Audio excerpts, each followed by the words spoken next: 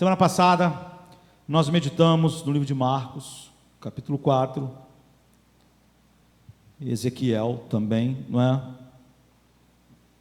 Mais um texto que ficou frisado foi Marcos 4, 26 e 27, que dizia: o reino de Deus é assim como se um homem lançasse a semente na terra, e dormisse, e fosse dormir, e se levantasse de noite ou de dia, e a semente brotasse e crescesse, não sabendo ele como.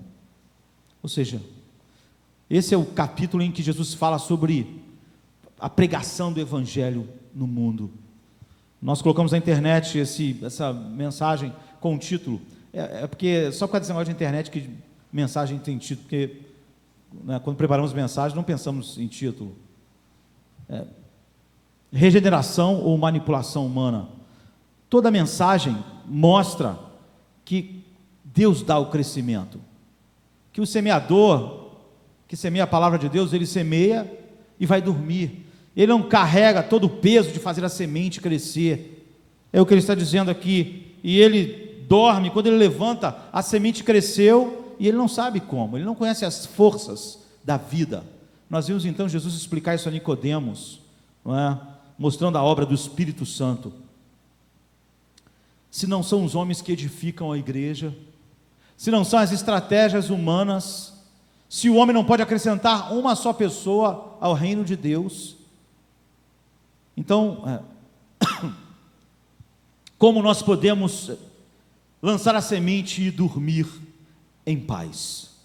Eu queria continuar falando um pouco a respeito disso. Mateus 16, 18 diz: eu edificarei a minha igreja, e as portas do inferno não prevalecerão contra ela. Alguém me perguntou ao ouvir a mensagem essa semana: mas então nós não poderemos elaborar algumas estratégias para edificar a igreja? E a minha resposta foi: quem disse que nós edificamos a igreja? Jesus disse: eu edificarei a minha igreja. Porque nós vamos querer roubar aquilo que só Deus pode fazer? Nós não edificamos a igreja, por isso nós não temos estratégias para isso. Nós queremos obedecer a Deus. O que nos compete na vida é a obediência. O plano de Deus para mim e para vocês é a obediência, e qualquer coisa que atrapalhe a obediência deve ser abandonada, quer nós achemos que isso é uma boa ideia ou não. Então, ele disse: eu edificarei a minha igreja. Eu estou satisfeito com isso, mas é óbvio que meu coração, muitas das vezes, olha para o estado da igreja, olha para a proclamação do Evangelho no mundo, e tende a se impacientar, se preocupar, mas então eu volto para a palavra de Deus, porque eu quero sempre ser aquele que lança a semente e vai dormir. E eu quero falar hoje algo que exalte Cristo.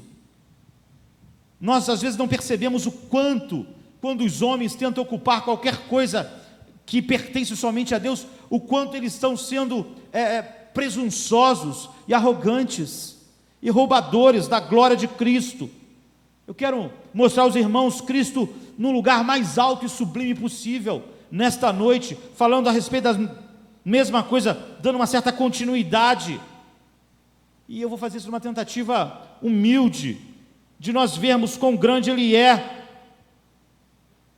O meu grande anseio é ver os corações e as mentes exaltando Cristo, e esquecendo completamente aquilo que os seres humanos podem fazer, ou acham que podem fazer. Às vezes não é fácil fazer isso, não é?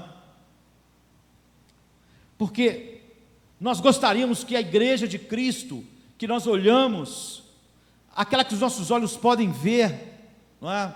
E não a igreja invisível, nós gostaríamos sempre de vê-la linda, maravilhosa, mas às vezes, quando nós olhamos, a igreja parece a Cinderela esfarrapada depois da meia-noite, em que o encanto acabou, sabe?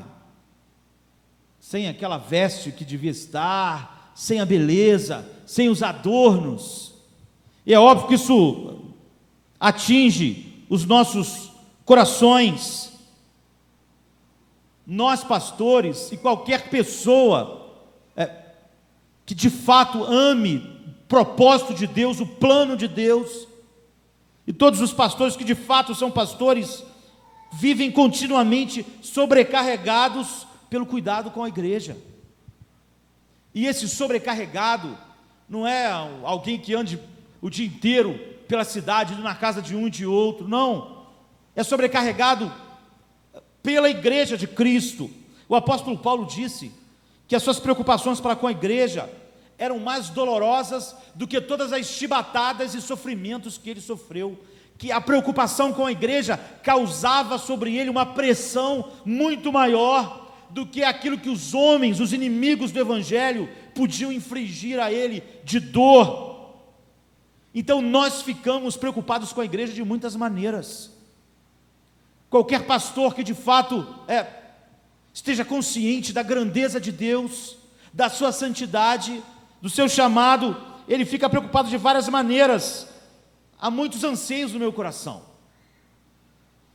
Um anseio que o povo para o qual eu prego tenha uma profunda comunhão com Cristo, não uma comunhão superficial, não uma comunhão simplesmente externa, manifestada no culto, na hora do louvor, mas uma comunhão profunda. Esse é o anseio, esse é um peso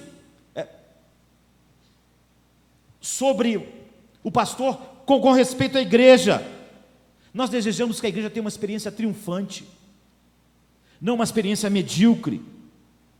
Nós esperamos ver os membros da igreja, quando estão sofrendo, enfermos, saberem enfrentar cada uma dessas provações, como servos de Deus, sem fraquejarem, enfrentarem as tentações e o pecado. Nós ansiamos que os jovens da igreja enfrentem as tentações e os pecados como filhos de Deus, fortes, preparados, dando um bom testemunho daquilo que Deus é.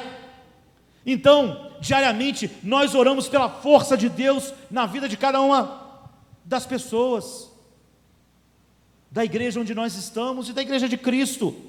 Nós queremos, eu desejo para cada um de vocês aqui, santidade, virtude, pureza em suas vidas, que experimentem o poder da palavra de Deus, que não tenham só um conhecimento teórico disso. Nós ansiamos que as pessoas não só creiam naquilo que é pregado, mas sintam a autoridade do Espírito Santo sobre elas, naquilo que é pregado, e que influencie no modo com que elas vivem, com que elas fazem escolhas, onde moram, com quem casam, com quem namoram, todas essas coisas. Levem em conta Deus em primeiro lugar, nas coisas mínimas. Eu vou morar num lugar ali, esse lugar será bom para a minha vida espiritual, e em todos os detalhes da vida. E nós oramos para que Deus encha a igreja de líderes que sejam apaixonados em compartilhar com convicção as verdades do evangelho. Não líderes que compartilhem uma verdade hoje que amanhã eles estão pensando se podem refazê-las ou revê-las. Nós oramos diariamente em nossas casas para que Deus levante líderes que sejam exemplo para o rebanho de Cristo, para aqueles que estão sendo ministrados. Mais ainda, nós queremos uma igreja protegida dos enganos satânicos. Nós ficamos tristes quando, depois de ouvir muita palavra de Deus, algumas pessoas ouvem ou leem um livro e não sabem se aquilo é bom ou mal, porque essa é uma condição terrível. Nós conhecemos a verdade exatamente para olharmos qualquer coisa, qualquer homem falando e saber, essas coisas não estão de acordo com o que Deus diz, não importa quem é. A condição de não saber é terrível. Jesus disse que Israel era como, aquela multidão era como pessoas que não sabiam discernir sua mão direita da mão esquerda, não sabiam. E quando alguém ouve num mundo igual o nosso, cheio de enganos satânicos, na igreja dos nossos dias, cheio de enganos satânicos, alguém que não sabe discernir sua mão direita da esquerda, está numa situação muito dura, muito difícil. Então nós oramos para que as pessoas ouçam a verdade, a verdade penetre e faça ela julgar todas as coisas. Nós oramos para que os membros fiquem a salvo dos lobos cruéis, que vêm de fora e, como Paulo disse em Éfeso, lobos que aparecem no meio da própria igreja. Então nós estamos preocupados com a bela noiva de Cristo, porque esse é o chamado: cuidar, pastorear, pregar, repreender, confrontar, consolar a noiva de Cristo, a noiva do nosso Deus, do nosso Senhor, levá-los a essa grande salvação, através daquilo que o Espírito Santo faz. Então o pastor, ele carrega todos esses encargos no seu coração. O pastor não só prepara mensagens para pregar 2, 3 vezes na semana, escrever uma apostila, escrever isso, escrever aquilo, fazer, não, ele traz esses pesos no seu coração, os quais ele deve apresentar diariamente a Deus. Então eu estou aqui nesta noite, e todas as noites que eu estou aqui, para incentivá-los, não é? Para dizer a razão pela qual você deve estar encorajado, eu devo estar encorajado, apesar de semear a semente e poder ir dormir, não é? Qual é a razão do nosso encorajamento, a despeito de todas as dificuldades, de todos os enganos, de todas as heresias, de todos os desvios? Porque nossos corações não se desesperam, porque nós não ficamos sem esperança, não por causa do que nós fazemos, não por causa do que eu faço, não por causa do que eu prego. Muitas pessoas têm uma síndrome de heróis, querem ser reformadores, querem ser Lutero, querem ser Calvino. Nenhum homem que Deus usou quis aquilo pelo qual Deus os escolheu. Esse é o padrão errado, não é? Você vai ver Deus chamando Moisés e ele dizendo: eu não, chama outro, eu não sou o cara certo. Você vai ver que as pessoas não se candidatam a fazer as coisas, exatamente porque quando você sente o tamanho do problema, você sabe, só Deus pode fazer essas coisas. Então, nós não ficamos seguros por nenhuma estratégia humana. Quando alguém lança um novo livro de uma nova estratégia, nós rimos daquilo. Cada livro escrito para o crescimento da igreja, nós rimos de todas aquelas estratégias. São homens que não podem ter avaliado bem aquilo que estão dizendo, nem o problema o qual eles enfrentam. Há um motivo melhor, a causa de nós podermos semear e dormir, é porque Jesus disse: eu edificarei a minha igreja. Cristo exaltado, coroado, Ele está edificando a sua igreja, Ele está fazendo isso. Ele que disse: todo poder é me dado no céu e na terra, Ele disse: eu edificarei a minha igreja. Então, as minhas palavras eu quero juntar, não é, aos sentimentos do apóstolo João, que descreveu uma visão em Apocalipse, no capítulo 1. Ele viveu, sempre que meu coração tende ao desânimo, eu vou de novo a esse texto, olho o contexto todo, e meu coração descansa. Então eu semei e posso dormir. No primeiro capítulo de Apocalipse, não é? É o único lugar que nos dá um retrato detalhado de Cristo glorificado. Em toda a Bíblia, coroado, entronizado, e fazendo o que Ele está fazendo nesse instante, edificando a sua igreja, não é? É uma visão, a primeira das visões do livro de Apocalipse, é um vislumbre para nós do mundo invisível. Sempre que as pessoas falam em estratégias, em cultura, elas estão pensando no mundo, elas pensam exatamente que essas forças, homens e estratégias podem fazer algo. Deus quer nos dar um vislumbre, não é? De um mundo que nós não podemos ver, de uma realidade espiritual, divina. E essa visão veio para o amado João, não é? O apóstolo tão querido, em seu exílio na ilha de Pátimos. E isso foi um grande encorajamento para João, e isso é o único encorajamento para mim, no meu ministério, deve ser o único encorajamento para vocês. Eu não consigo entender, eu consigo entender servo de Deus pregando contra todas as heresias, tudo que é falso. Eu não consigo entender servo de Deus desesperado, como se a igreja estivesse a perigo de não vingar. ou como se ele tivesse que fazer alguma coisa. Apesar de eu denunciar todas as heresias, os desvios da nossa geração, eu não vou dormir preocupado se a igreja será edificada ou não. João vivia uma época assim. João era muito velho. Todos nós achamos que quando somos novos podemos fazer muitas coisas, e quando ficamos velhos, às vezes nos enchemos mais da consciência da nossa incapacidade, da brevidade da nossa vida. Então pense em João. Ele é um velhinho, ele é o pastor, ele é um apóstolo, ele viveu o suficiente para ver a cidade de Jerusalém ser destruída. Nós não entendemos o drama que não foi para aquela nação, quando sua capital foi completamente destruída pelo Império Romano, quando todos eles foram expulsos da sua nação, o impacto isso teve sobre a igreja.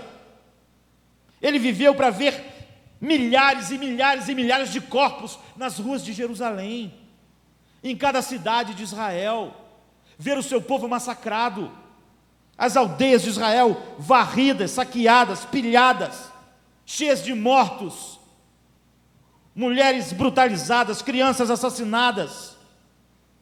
Qual era então a esperança? A igreja tinha a esperança do reino messiânico, mas Israel foi esmigalhado pela bota do Império Romano, não sobrou nada, e ele sobreviveu para ver isso. Ele sobreviveu para ver todos os apóstolos serem assassinados. Isso não é nada encorajador, queridos. Não é nada encorajador ver Israel destruído, todos os apóstolos mortos, executados pelo sistema que parecia ser invencível. E ele mesmo foi condenado a morrer sentado numa rocha a milhas de distância da terra, numa pequena ilha no mar Mediterrâneo. Imagine a impotência desse homem. Que estratégia ele podia fazer ali naquela ilha para salvar a igreja? Imagine se João ficasse pensando: temos que bolar uma estratégia, quem sabe se as pessoas na igreja colocarem uma roupa tal, usarem a música tal, usarem a cultura, eles vão salvar a igreja. Não havia estratégia possível. Os apóstolos estavam mortos, Israel estava destruído, a ideia do reino messiânico se esvaiu. Ele era pastor da igreja de Éfeso, e a palavra de Deus diz que aquela igreja já tinha abandonado o seu primeiro amor, e Deus ameaçou fechar aquela igreja se eles não vivessem um amor verdadeiro. Esse é o momento que João está vivendo. Apóstolos mortos, Israel destruído, as igrejas já vivendo toda a decadência que você pode ver nos dias de hoje. A igreja de Pérgamo, a Bíblia diz, era idólatra e imoral, e que o Senhor estava prestes a vir com a sua espada da sua boca e abater aquela igreja. Era um momento bom, era um momento animador. Alguma estratégia humana podia consolar o coração de João. Apóstolos mortos, Israel destruído, a igreja de Éfeso abandonou o primeiro amor, a de Pérgamo era idólatra e imoral, a igreja de Tiatira tinha se comprometido com o pecado e enfadado Deus com suas iniquidades. A Bíblia diz que a igreja de Tiatira tinha, com seu mundanismo, levantado a ira de Deus, o julgamento divino. Então, Tiatira era mundana, Pérgamo era imoral, Éfeso abandona o primeiro amor. A igreja de Sardes, a Bíblia diz que tem nome de que está vivo, mas está morta. Essas são as igrejas dos dias de João. Por que você se espanta com o que está acontecendo hoje?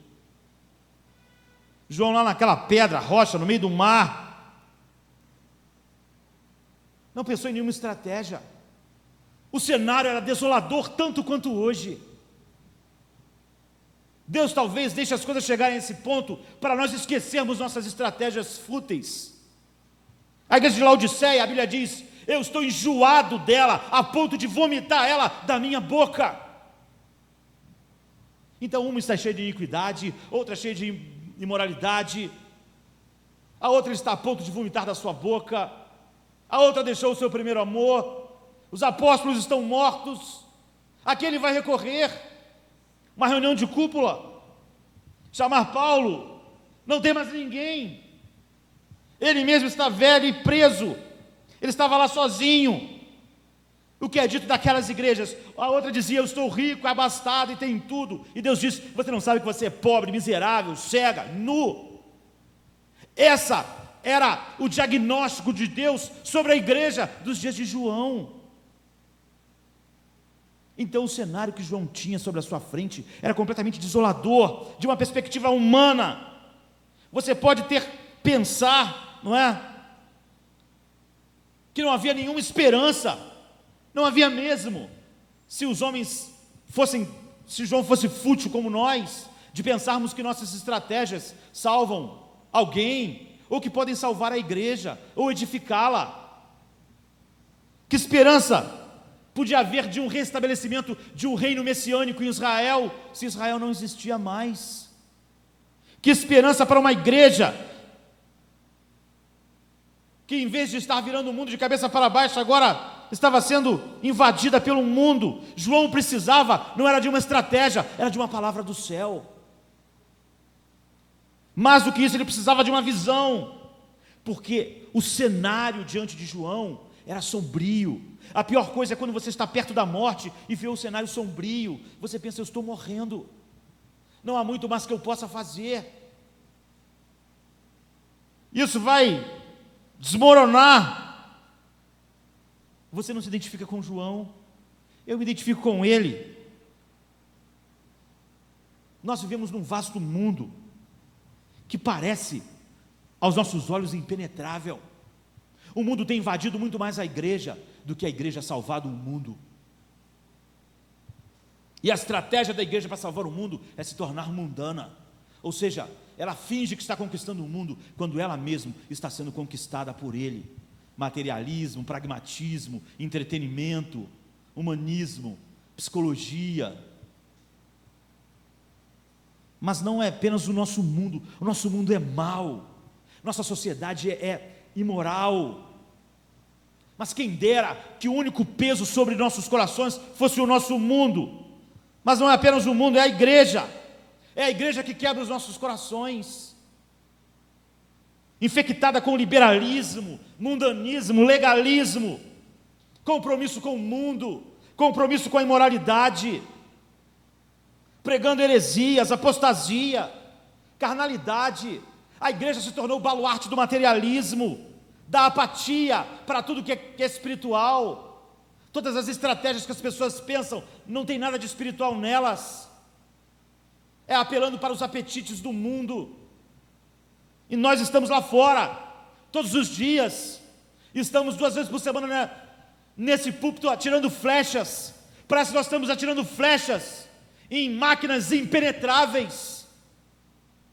A sensação que nós temos às vezes é que estamos com atiradeiras atirando em mísseis atômicos que o mundo tem. Nós sabemos a nossa fraqueza, a nossa fragilidade. O que nós precisamos não é de uma estratégia, é de algo transcendente. Precisamos do quê? De uma visão de Cristo glorificado. Era isso que João precisava. Lá naquela ilha, em seu desespero pela situação da igreja, o que ele precisava era de uma visão de Cristo glorificado, para que quando a gente venha retesar o arco amanhã, mesmo que nossas armas pareçam débeis diante do mundo, nós possamos ver aquele que está ao nosso lado ao fazermos isso. Então nós encontramos nosso texto aqui a partir do versículo 10, e João diz: então eu fui arrebatado. Então pense o contexto em que João estava, preso na ilha, velho, quase morrendo, as igrejas completamente infectadas pelas doutrinas dos nicolaítas, de Balaão, pelo materialismo, pela imoralidade, pela apatia, igrejas que se achavam ter muito, mas que eram miseráveis, pobres, cegas, estavam nuas diante de Deus. A outra Deus ameaçava vomitar, a outra abandonou o seu primeiro amor.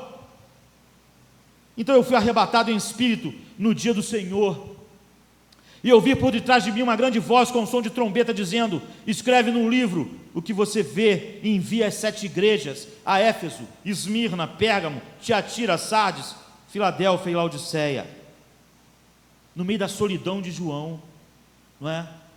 Naquela ilha, incapaz, impotente, sem os apóstolos, com as igrejas cheias de heresias e erros e desvios e ameaças de Deus de abandonar aquele povo, no meio do seu isolamento, do seu exílio, num dia de domingo como esse, que nós estamos cultuando a Deus. A Bíblia diz que o céu se abriu e João teve uma revelação, e ele foi ordenado a escrever, e esse é o livro de Apocalipse. Não é maravilhoso que Apocalipse foi dado no meio e no momento em que João estava com o coração, e qualquer um de nós, diante de um cenário completamente desanimador, em que nada poderia ser feito. E no versículo 12 ele diz: e me virei para ver a voz que falava comigo, e virando-me, vi 7 candelabros de ouro. No versículo 20 nós descobrimos que esses 7 castiçais representam as 7 igrejas. Não é? Existiam muito mais igrejas. Essas igrejas estão representando todas as igrejas daqueles dias. Castiçais de ouro, feitos de ouro para representar a preciosidade da verdadeira igreja aos olhos de Deus. Castiçais que mostram que a igreja é a luz do mundo. E o número 7, mostrando que são todas elas, não é? Abrange todas elas. Essa é a imagem. Então veja o versículo 13, onde ele diz: e no meio dos candeeiros, um semelhante ao Filho do Homem. Essa é uma visão incrível, absolutamente incrível. João vê Cristo coroado, exaltado, movendo-se entre as igrejas. Nada no mundo espiritual parecia com aquela coisa, aquela desolação do mundo visível. Nada estava fora de controle. Ele não precisava sentar e bolar uma estratégia humana. Era o que Deus queria que ele visse. Eu estou edificando a minha igreja. Então essa visão, ele vendo Cristo exaltado, movendo-se entre a sua igreja. No versículo 19 diz: escreve essas coisas. Ou seja, é Cristo se movendo entre a igreja num tempo de tribulação, antes de romper a segunda vinda de Cristo. E Ele quer que toda a igreja tenha essa visão gloriosa de quem é que está edificando a igreja, e na mão de quem a igreja está, o Evangelho. Então, em primeiro lugar, há muitas coisas que Jesus está fazendo agora pela sua igreja. Ele está edificando a sua igreja. Não vamos tentar competir com Ele. Nós faremos o que Ele mandou fazer. Nós pregaremos a verdade. Nós confiaremos nele. Então, em primeiro lugar, o que Ele está fazendo? Ele está edificando a igreja. No versículo 13 diz: e no meio dos castiçais havia um como filho do homem. O que nos leva a Mateus 16, como nós lemos no início: eu edificarei a minha igreja. Não há uma sensação de intimidade aqui, queridos. Nessas palavras de Cristo: eu vou edificar a minha igreja. Ela não é minha, nem sua, ela é a igreja de Cristo. E Ele está dizendo: eu vou edificar a minha igreja. Não seria natural que só Ele fizesse isso? Primeiro, porque só Ele tem o poder de fazer isso. Segundo, Ele deu o seu sangue pela sua igreja. Ele morreu por ela. Por ela Ele ressuscitou. Quem mais poderia edificá-la? Que homem pode ousar dizer para Ele que nós podemos edificar a igreja? Nós poderíamos dar a vida por ela, poderíamos morrer por seus pecados, poderíamos satisfazer Deus em sua justiça pela igreja. Não. Então Ele diz com toda a intimidade: eu estou edificando a minha igreja, ela é minha, eu a edifico. Amém.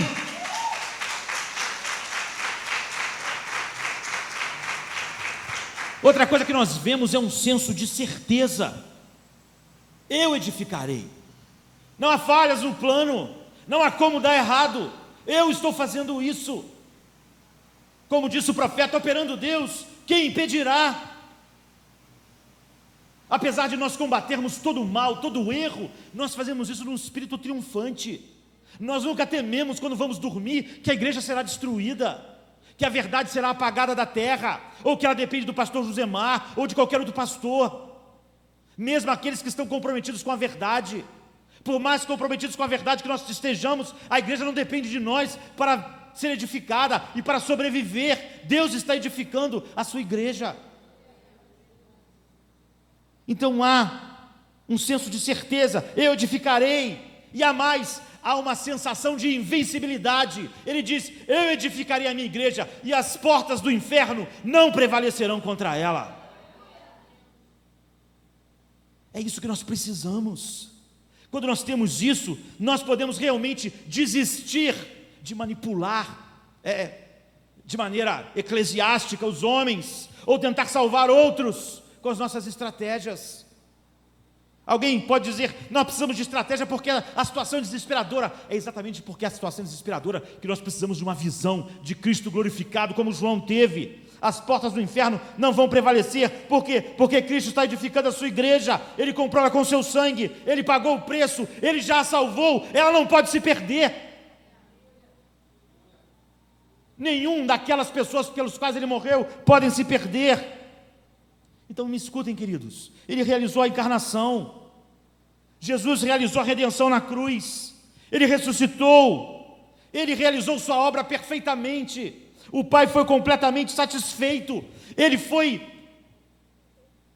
para a direita do Pai, Ele está sentado no seu trono, para quê? Para edificar a sua igreja. Como isso poderia falhar? E se Ele realizou todas essas coisas para edificar a sua igreja, há uma invencibilidade naquilo que Ele está fazendo. A sua igreja então será edificada. E a palavra filho do homem na visão, ela é significativa e importante, porque nos leva de volta ao Velho Testamento, quando Daniel, no capítulo 7, versículo 13 e 14, disse, como filho do homem, foi dado a ele domínio, glória e um reino para sempre. É por isso que você vê Jesus aqui como o filho do homem, porque Ele tomou o seu reino, porque Ele está edificando a sua igreja, porque Ele é o cumprimento das profecias dos profetas. E Daniel escreveu, um reino de todos os povos e nações e homens de todas as línguas irão servi-lo, e o seu reino nunca terminará e nunca será destruído.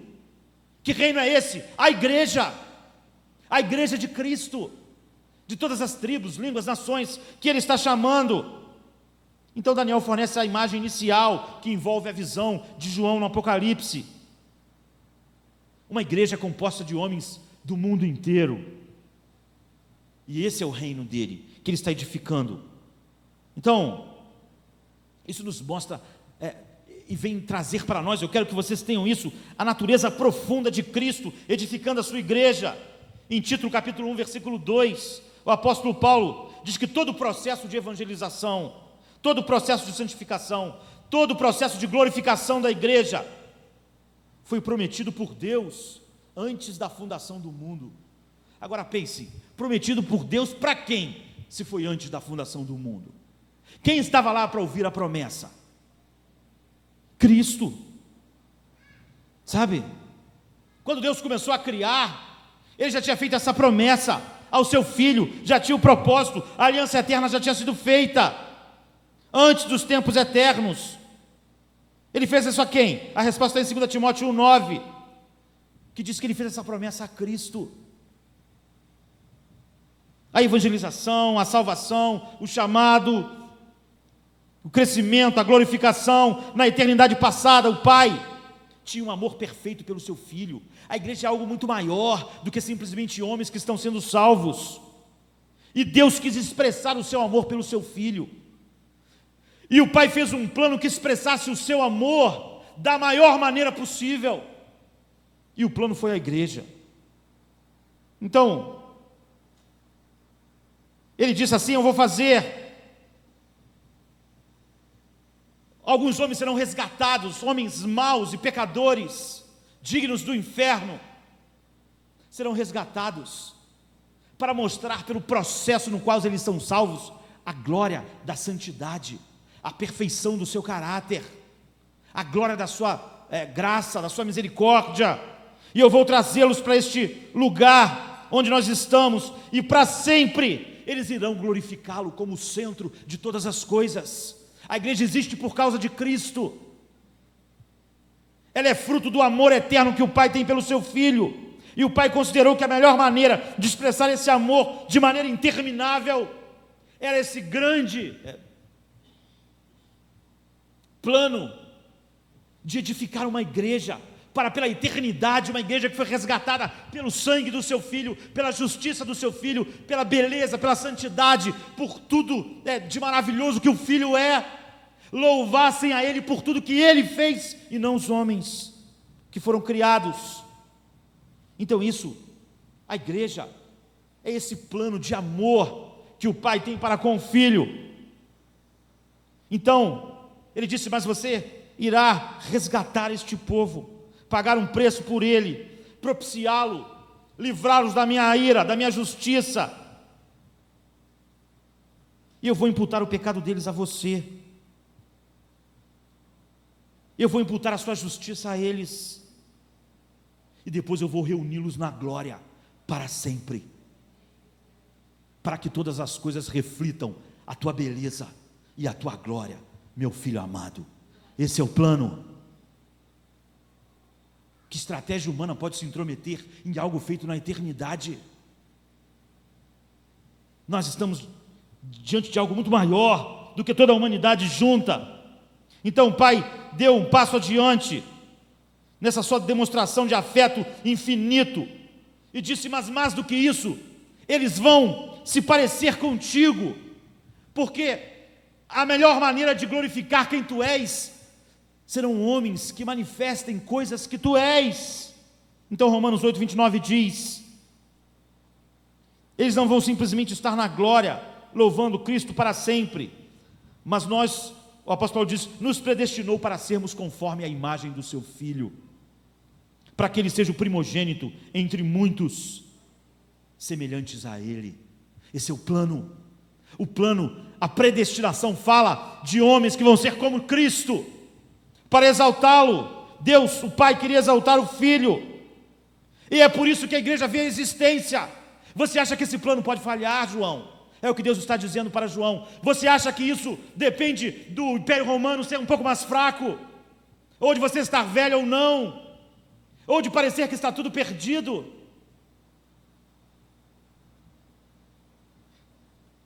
É por isso que Jesus então diz, em João 6, todo aquele que o Pai me der, esse virá a mim, porque é a minha igreja, e eu não vou perder nenhum, eu não vou perder. Não é que o pastor Josemar ajudará as pessoas a não se perderem, eu não vou perdê-los, eles são a minha igreja, o Pai me deu para manifestar a minha glória.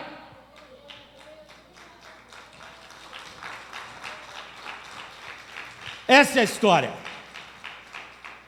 Essa é a história. Então agora, no tempo, Cristo está reunindo o seu povo.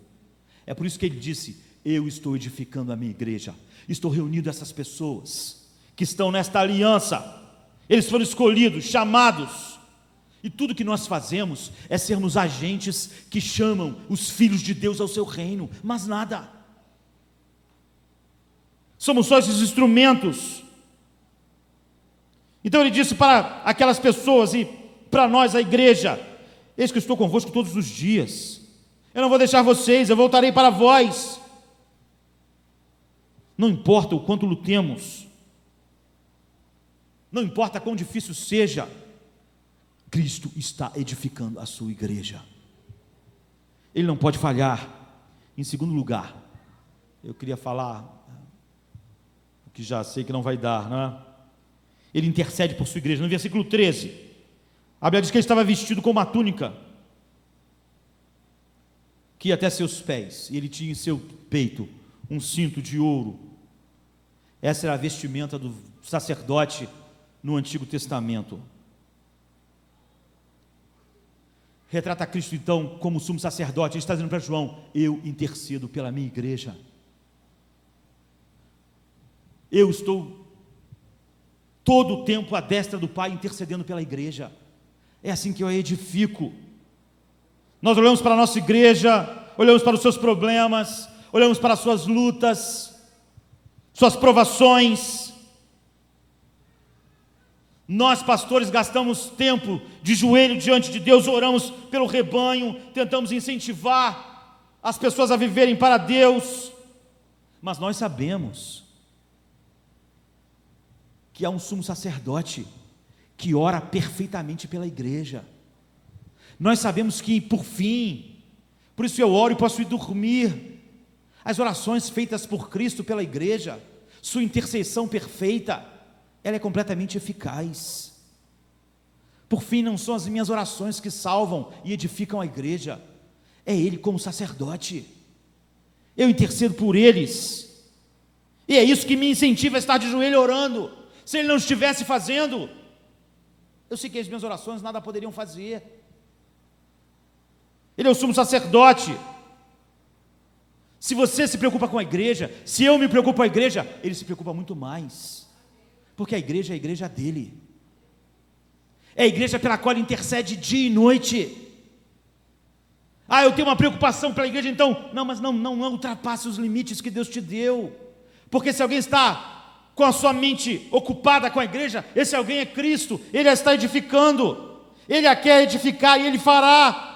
O que Deus quer mostrar a nós é que nós temos um sumo sacerdote capaz de interceder por nós. Não há nada que fuja dos seus olhos. Então isso é um incentivo para mim. Eu não posso, por fim, fazer tudo aquilo que o povo de Deus precisa, mas Ele pode. Eu não oro e não posso orar tanto quanto a necessidade premente diz. Nem orar 24 horas por dia seria suficiente. Mas eu sei, Ele ora, Ele intercede, não importa quanto nossa luta pelo povo é difícil ou não, não importa quanto as pessoas à nossa volta possam parecer inatingível, não importa quão difícil a vitória possa nos parecer, Ele trará para a glória os seus filhos. Todo aquele que o Pai me deu, esse virá a mim. Você vê como essa visão é completamente consoladora para João, como isso tira do seu coração todo desespero. Ele está dizendo: ninguém poderá condenar a igreja. Quem intentará acusação contra os escolhidos de Deus? É Deus quem os justifica. Quem os separará do amor de Cristo? Ninguém. Eu estou edificando, eu vou salvá-los. Ninguém pode arrebatá-los das minhas mãos. Não porque os homens bolaram uma estratégia nova, é porque esse é o plano do meu Pai, e é porque eu edifico a minha igreja. Jesus tem uma devoção inigualável, que não diminui nunca a sua simpatia por aqueles que o Pai deu a Ele, mesmo quando eles fracassam, Ele continua os amando, continua intercedendo por eles. Em terceiro lugar, a imagem da visão que dá João é de alguém que está purificando a sua igreja. No versículo 14 a Bíblia diz: sua cabeça e seu cabelo eram brancos como a lã, como a neve, seus olhos como chama de fogo, e seus pés como bronze polido, reluzente, como que aquecido na fornalha, e sua voz era como a voz de muitas águas. Esse é o seu trabalho de purificação da igreja. Ele está caminhando entre a igreja, na visão. Ele está dizendo: Ele tem olhos de fogo sobre a igreja. Seu cabelo é como a lã branca, expressando a santidade, fala da sua pureza. Seus olhos penetram tudo, Ele vê tudo, Ele vê cada pecado em cada coração, e nos seus filhos, nos seus escolhidos, Ele há de purificá-los, Ele há de fazer isso. Ele salvou a sua igreja para a santidade, portanto, Ele vai procurar a iniquidade na vida de todos nós, e não há como escondê-la, porque Ele penetra os nossos pensamentos, nossas intenções. Ele não pode ser enganado, e quando Ele encontrar esses pecados, com seus pés de bronze polido, Ele se direcionará a nós, porque Ele requer uma virgem pura para a sua noiva, uma igreja casta, sem mácula, sem ruga, sem mancha. E Ele disse: é essa igreja que eu vou apresentar a meu Pai. Todos os filhos de Deus foram chamados à santidade, e se alguém não se sente chamado à santidade, você não foi chamado por Deus. Em terceiro lugar, Ele está dizendo: eu purifico a minha igreja, eu santifico a minha igreja. Minha igreja é santa. Ele quer ver a sua igreja gloriosa, sem mancha, sem ruga, sem defeito, santa, irrepreensível, não para nós, mas porque Ele vai apresentar sua noiva ao seu Pai, e Ele diz, Ele é poderoso para nos apresentar diante de Deus inculpáveis, diante do Deus. Não são olhos humanos que vão olhar para a igreja naquele dia, são os olhos de Deus, e a função dele como sumo sacerdote é nos apresentar diante de Deus puros, santos, e Ele diz, isso eu farei.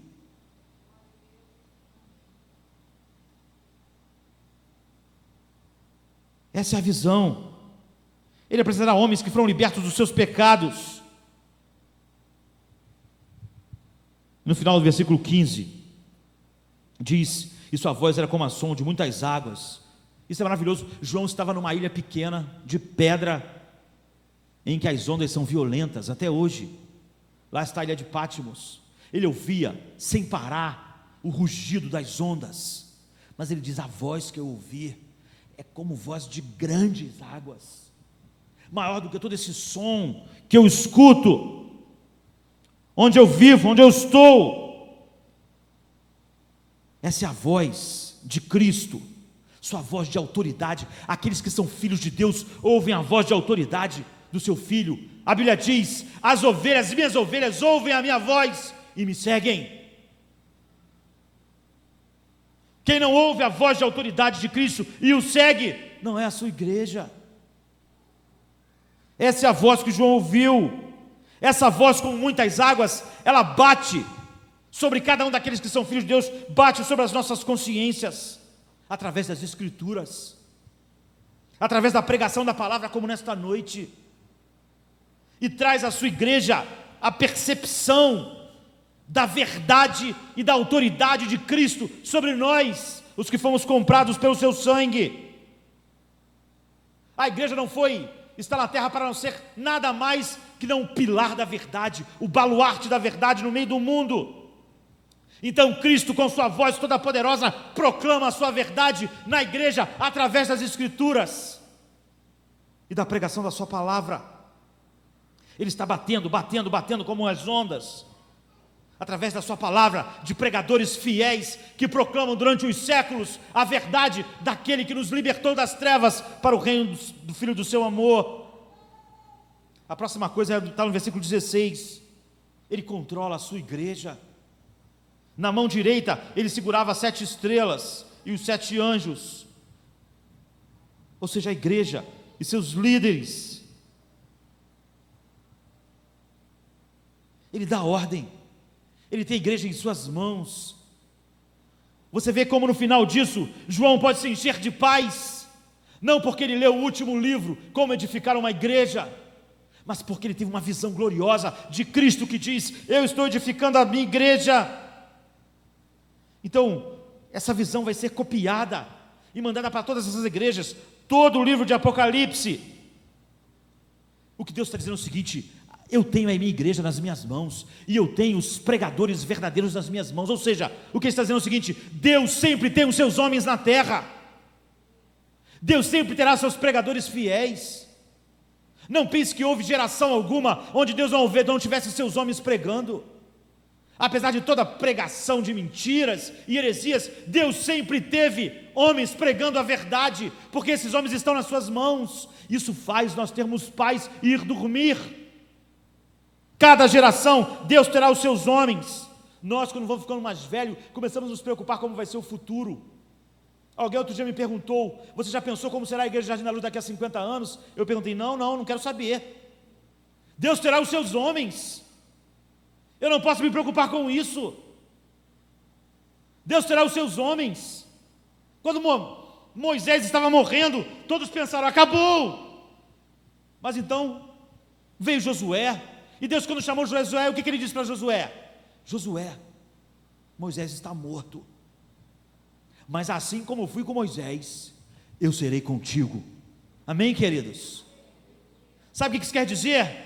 Quando um servo de Deus morre, nada de Deus morre com ele.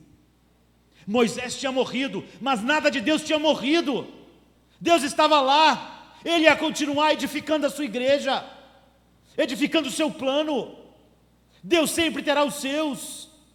Daqui a 100 anos, não se engane, eu não tenho por que não dormir nessa noite, porque daqui a 100 anos não haverá pregadores, haverá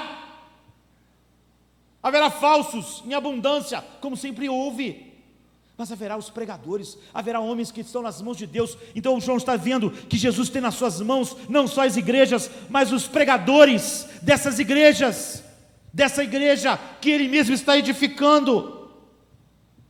É por isso que Efésios 4 diz: e ele deu à igreja homens dotados, uns para apóstolos, outros para os profetas, outros para evangelistas, pastores, professores. Foi ele que deu, e ele sempre dará até o fim. Jesus está edificando a sua igreja. É isso que essa é a visão de Apocalipse quer mostrar. Em sexto lugar, da sua boca saiu uma espada afiada de 2 gumes. Se você ler o capítulo 2, do versículo 12 e 16, você vai ver de novo falar sobre essa espada afiada que sai da sua boca. Não é? E Apocalipse diz que é para fazer guerra. Guerra a quem? Aos falsos mestres. Se alguém interessado em lutar contra toda a falsidade é Cristo, porque é a igreja dele. E é o que ele está dizendo: para fazer guerra contra quem? Contra a doutrina de Balaão, contra a doutrina dos nicolaítas, contra as doutrinas que estavam destruindo naqueles dias a igreja de Éfeso, de Pérgamo, de Tiatira, de Laodiceia. E é o que ele está fazendo hoje. Mas é ele que está fazendo isso, sabe? Eu me preocupo com isso. Eu não preciso dizer aos irmãos o quanto eu prego a respeito de heresias, de um falso evangelho. Eu estou sempre lutando contra o erro na igreja. Eu estou sempre confrontando tudo que não é bíblico no meio da igreja. Mas é Cristo, de fato, que protege os eleitos do engano, através da pregação, através de homens pregando, através da Bíblia. Mas não sou eu, não posso livrá-los. Jesus faz qualquer coisa para proteger seus eleitos de serem enganados. Mesmo a grande tribulação, a Bíblia diz o quê? Eu abreviarei aquele dia para que os eleitos não sucumbam. Ele nunca vai deixar que o engano destrua um eleito sequer. São as suas ovelhas, estão nas suas mãos, não irão se perder.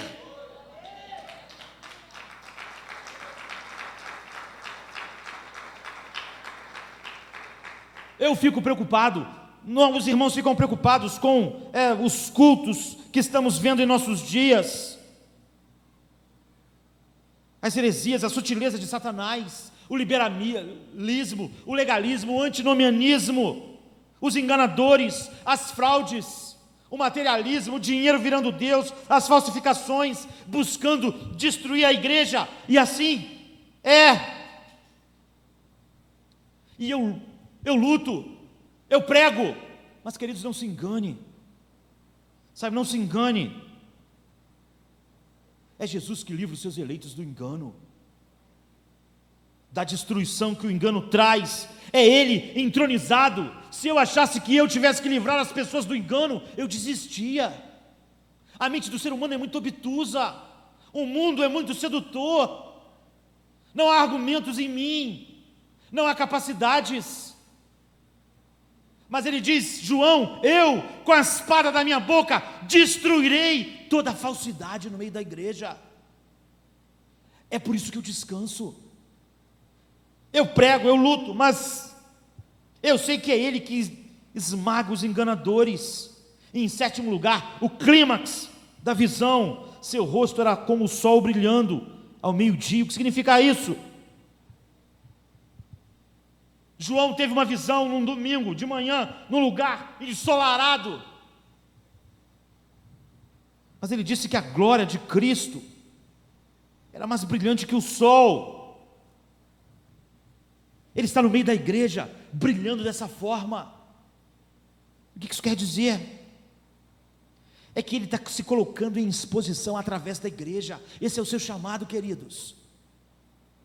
Isso é o que significa. Paulo resumiu essas palavras: Ele brilha em nós, a luz do conhecimento de Deus na glória, na face de Cristo, a luz do conhecimento da glória de Deus na face de Cristo. Deus brilha através de nós, é isso que é evangelismo. Não é nós sermos o mais mundanos possíveis para tentar ganhar o mundo. Evangelismo é nós sermos mais parecidos com Cristo possível para o mundo ver a glória de Deus. Ele brilha na sua igreja.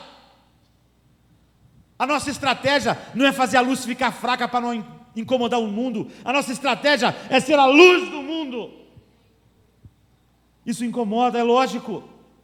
A Bíblia diz assim: a luz veio ao mundo e o mundo não amou a luz, amou as trevas.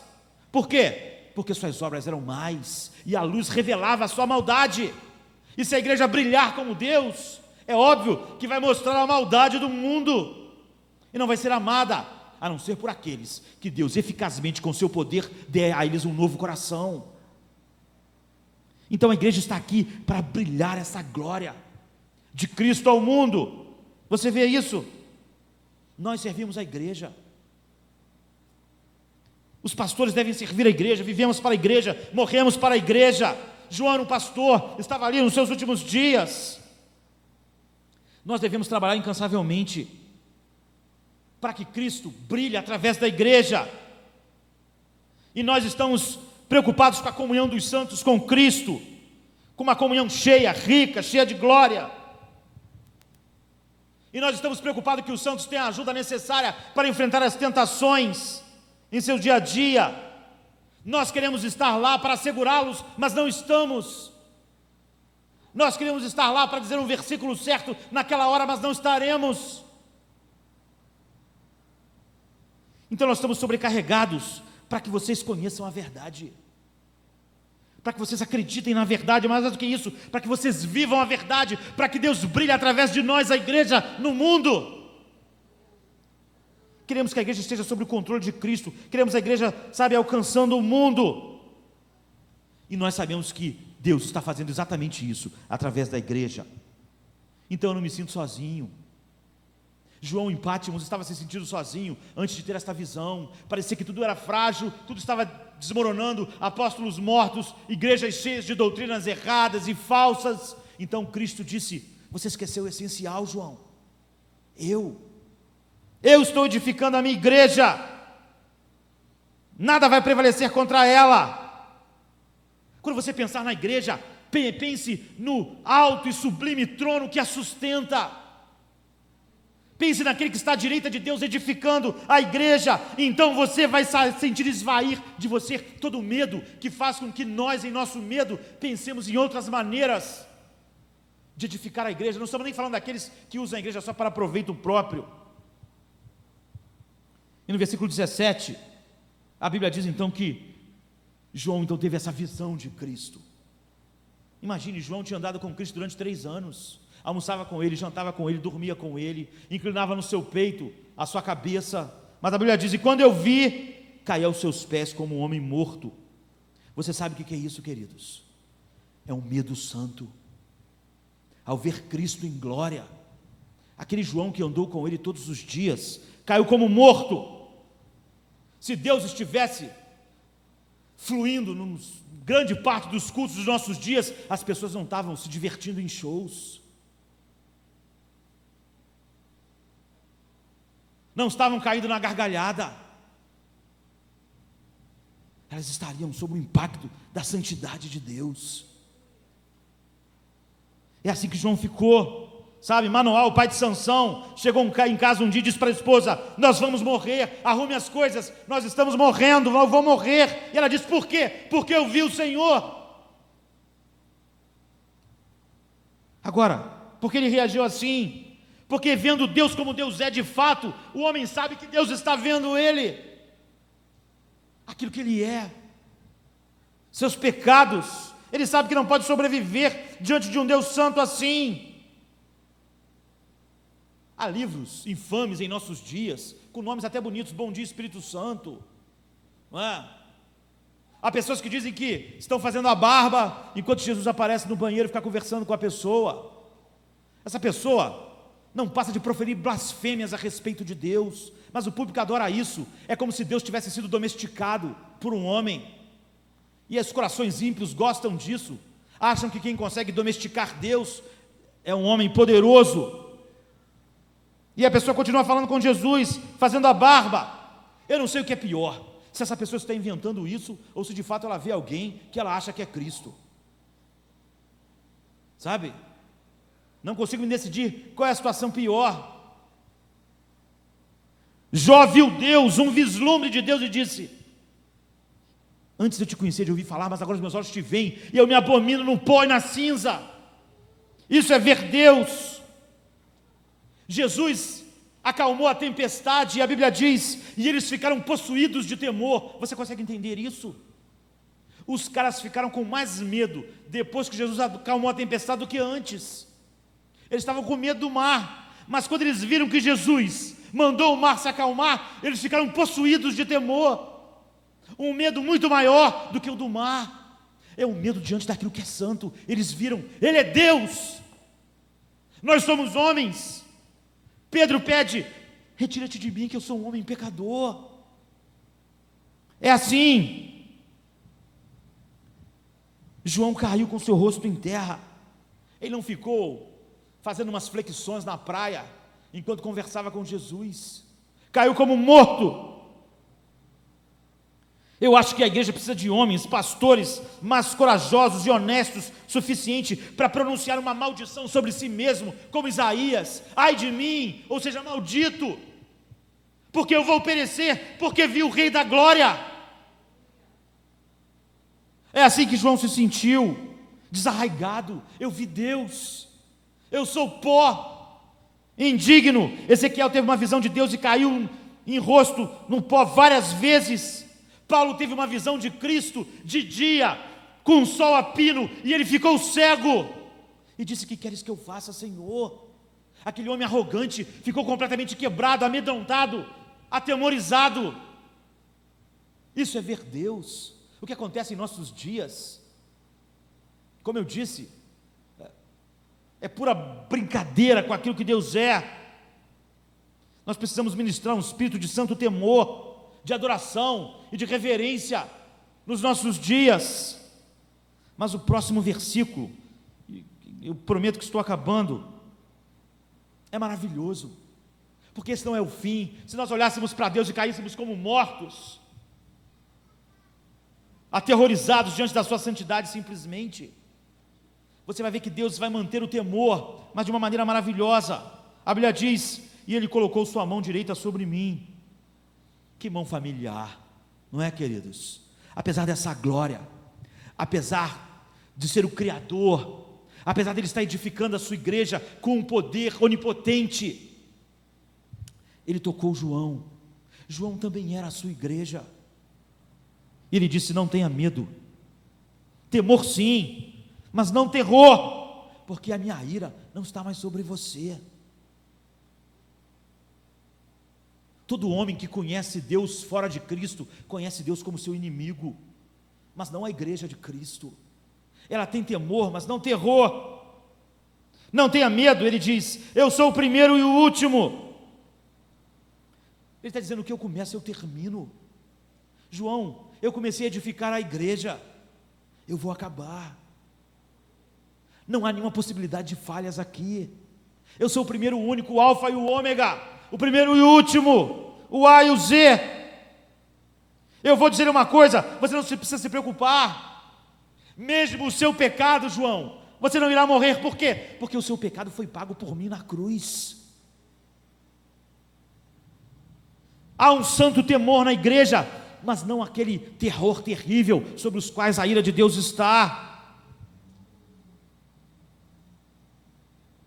Ele está dizendo: o seu pecado, terrível pecado, já não é um problema agora, porque eu paguei por ele. Essa é a boa notícia. João, eu tenho a chave da morte e do inferno. Você não precisa temer, não precisa temer ninguém, não precisa temer o Império Romano, não precisa temer porque você é velho e vai morrer, e a igreja então vai acabar. Eu tenho as chaves do inferno, eu tenho as chaves da morte, eu tenho todo o poder. A igreja está protegida em minhas mãos. Você entende porque Jesus então disse que o semeador, aquele que semeia a semente, vai dormir, e quando ele acorda, a semente brotou, e ele não sabe como isso aconteceu. Que assim são aqueles que proclamam a verdade. Então ele reitera a responsabilidade no versículo 19, sabe? Nós precisamos ser simplesmente fiéis ao que Deus nos chamou. Agora, é Ele que está edificando a sua igreja. Eu, de todo o meu coração, não acredito que eu poderia ser ministro do Evangelho se eu sentisse que a salvação de um homem dependia de mim. Eu não seria honesto. Se eu acreditasse que a salvação da igreja, das suas heresias, dependesse de mim, eu pedia as contas a Deus. Eu não poderia mais dormir. A igreja estaria perdida. Se Deus falasse, olha, a sua estratégia, pensa numa estratégia aí para salvar a igreja. Eu falava que a igreja pereceu. Não consigo imaginar nenhuma estratégia que irá salvá-la dos poderes com os quais ela se depara neste mundo tenebroso, como a tua palavra diz. O meu privilégio é ser fiel ao meu chamado, pregar o Evangelho. Mas eu tenho paz porque Deus edifica a sua igreja, e eu vivo diante dele. Nós devemos viver num santo temor, sabendo todas essas coisas que ele faz pela igreja. Eu quero que as pessoas vejam Jesus dessa maneira sublime, como ele se mostrou a João, dessa maneira gloriosa. Eu quero pregar o Evangelho da graça, as doutrinas da graça, um Deus soberano que está salvando o seu povo, que não tem adversários, que vai destruir todos aqueles poderes do engano que se levantam contra o seu propósito. Então eu posso pregar com coragem. Nós podemos pregar e lutar com a igreja, morrer com a igreja nessa batalha, mas nós não a salvamos, nós não a edificamos, nós não a fazemos perseverar. É Deus. Então nós podemos semear e ir dormir, sabe? Eu posso viver num santo temor, mas eu sei que a única coisa que Ele pede de mim é ser fiel até a morte. É o que Ele pede a João, é que Ele pediu àquelas igrejas. Mas eu estou edificando a minha igreja. Eu sou o sumo sacerdote, eu santifico a minha igreja, eu vou destruir os enganos e as heresias da igreja, eu vou purgá-la, eu vou purificá-la, eu vou salvá-la, eu vou apresentar diante do meu Pai ela pura, gloriosa, sem mancha, sem mácula, sem defeito. Eu farei isso, e é nisso que nós devemos confiar. É por isso que João podia morrer, é por isso que aquelas pessoas podiam ser Marte. Imagine no que o Marte ia confiar. Se o Marte confiasse que uma estratégia pudesse salvar alguma coisa, como é que essa estratégia não salvou? Eles podiam morrer, ter seu sangue derramado. Por quê? Porque Jesus estava edificando a sua igreja, e porque as portas do inferno não iam prevalecer. Nós podemos dizer a Deus: obrigado, Deus, pela confiança que nós temos em Cristo, sublime, todo-poderoso, que edifica a sua igreja. Obrigado porque a igreja está nas mãos dEle. Obrigado, porque nós só somos parte do desmembrar de um plano glorioso que não pode falhar, que não está alicerçado sobre as minhas forças. Então nós te agradecemos a Deus humildemente, o fato dEle ter nos escolhido e ter nos chamado. Queremos ser fiéis na proclamação da verdade, e quando chegar a hora, partirmos deste mundo, sem achar que com isso, a igreja, como é que vai ficar a igreja, como vai ficar o reino de Deus, ficará nas mãos de Cristo, até que Ele volte. Então nós podemos semear e ir dormirmos em paz. Vamos ficar de pé, vamos agradecer ao nosso Deus Todo-Poderoso, por Ele estar edificando a sua igreja, e não nós. Graças a Deus, não somos nós, porque senão o destino da igreja seria a ruína. Mas como Ele está edificando a sua igreja, quem impedirá a Deus de fazer o que Ele está fazendo?